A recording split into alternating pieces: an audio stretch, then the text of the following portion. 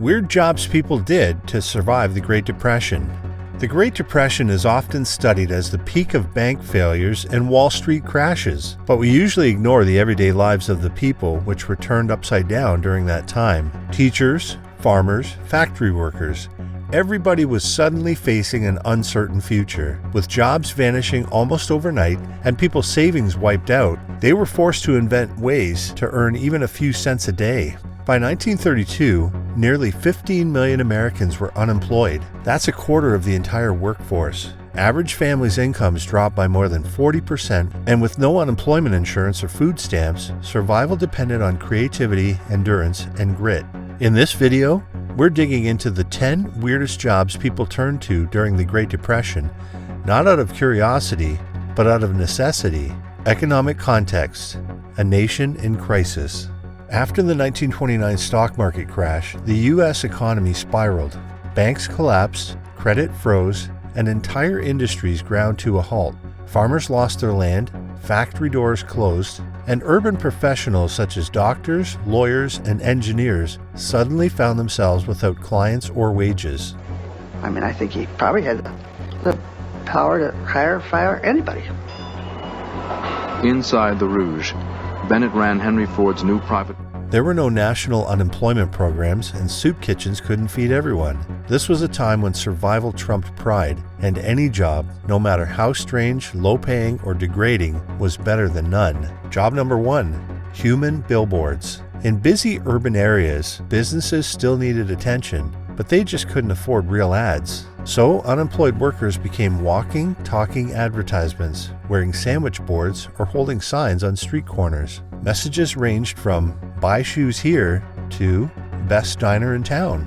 Workers were paid a few cents per hour, often under the table, and stood outdoors for hours at a time, in the rain, snow, or scorching sun. It was work that required no tools, no training, and no transport, just stamina and the willingness to be visible, vulnerable, and still for hours. Job number 2, apple sellers. One of the most iconic symbols of the Great Depression was the apple seller, often a formerly well-dressed man on a corner, offering apples for 5 cents each. This trend exploded when the International Apple Shippers Association bought apples in bulk and allowed unemployed people to sell them as street vendors. In New York City, there were more than 6,000 apple sellers at one point.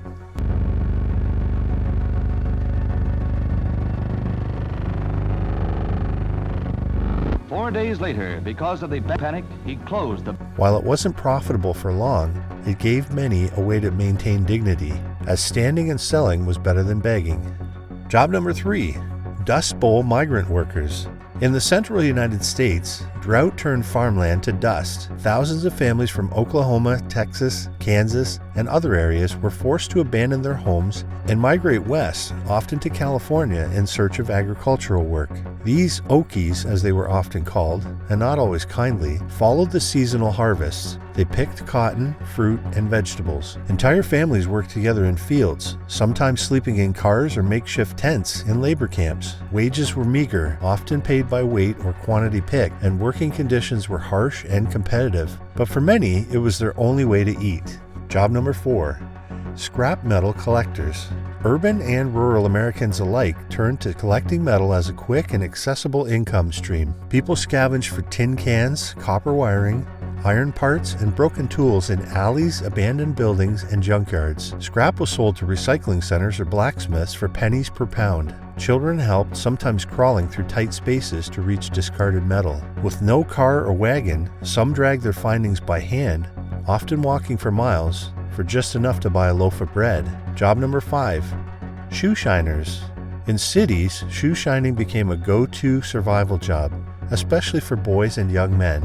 All it took was a box, some polish, a few rags, and a good spot near a barber shop, office, or train station. Shiners often work long days hoping for tips, which made up the bulk of their earnings.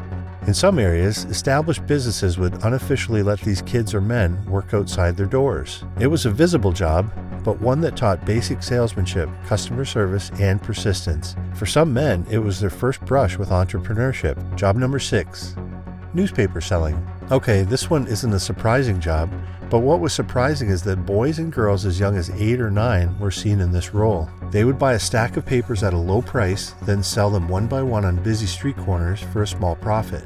It became a common way for kids and sometimes adults to make money. They didn't get paid by a boss. If they didn't sell enough papers, they lost money. So they had to work hard, yelling out headlines, running from block to block, and trying to catch the attention of people walking by. It was loud, crowded, and competitive. Rainy days made it worse. Wet newspapers couldn't be sold, and if there wasn't any exciting news, people just didn't buy as much. Still, for many kids, it was one of the few ways they could help their families and earn something of their own. Even a few cents a day made a difference. Job number 7, clothing recyclers.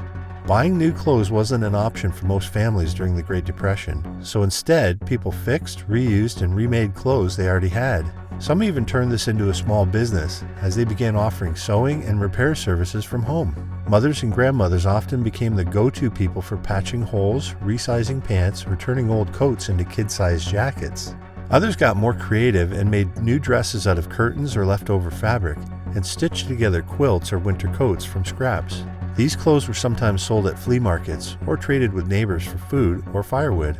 For many women, it was a way to earn money without leaving the house by using their sewing skills to survive and support their families. Job number 8, bootlegging. Many of you may not know it today, but selling and transporting alcohol was actually banned in the United States from 1920 to 1933. This prohibition came from a set of politicians and religious elite who believed that alcohol was the source of many ills in society. Naturally, this gave birth to a whole underground market of illegal alcohol business. Even after prohibition ended in 1933, some people still made money by illegally producing and selling alcohol. This was a risky job known as bootlegging. It became a way to earn quick cash when other work was impossible to find. Bootleggers made their own liquor, often in homemade stills hidden in basements, sheds, or deep in the woods. It was dangerous work not only because it was illegal, but also because the equipment could explode if something went wrong. Still, the profits were tempting. Alcohol was in demand, and selling even small batches could bring in more money than weeks of regular labor. It didn't take much to get started, just a few supplies, a hidden location, and someone willing to buy.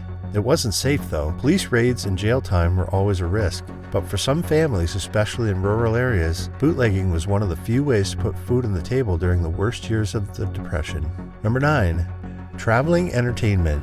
Even in the depths of poverty, people still needed to laugh, cry, or sing along, and street performers filled that void. Buskers, traveling musicians, dancers, and comedians performed in town squares, subway stations, or in front of stores.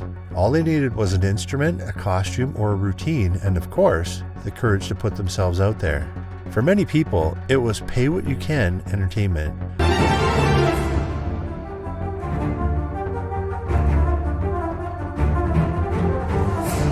Some days brought decent tips, other days brought nothing but applause. But it was one way of keeping culture alive, even in dire situations. Job number 10, odd job laborers.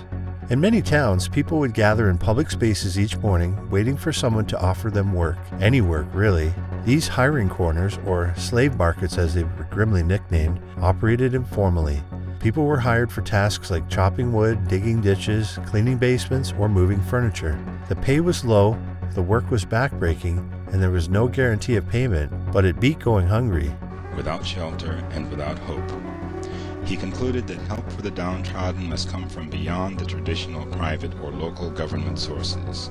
These jobs highlight the rise of gig economy long before the modern market and internet, based entirely on day-to-day survival. It was all about survival over pride. People gave up former titles, swallowed their pride, and adapted. But it wasn't easy for everyone. The psychological toll was heavy. Even simple jobs during the Great Depression were wrapped in pain and pride. One caseworker, Eileen Barth, recalled visiting a former railroad worker to check if his family really needed clothing. She had to look inside his closet to verify the situation, and he was humiliated. "Why are you doing this?" he asked her almost with an angry cry. He had nothing to hide, but the shame of proving his poverty broke him. Barth wept, remembering it. Across the country, people weren't just struggling to survive, they were struggling to hold on to their dignity, doing anything they could to avoid complete dependence. Today, in an age of fast fashion and convenience, some of those Depression-era strategies have returned in the form of thrift stores, upcycling, minimalism, and DIY repairs. The weird jobs of the 1930s may be gone, but their lessons in resilience are more relevant than ever. If this look into Depression-era survival inspired you, don't forget to like, subscribe, and explore more stories from the past. Thanks for watching, and remember, history is full of lessons worth learning.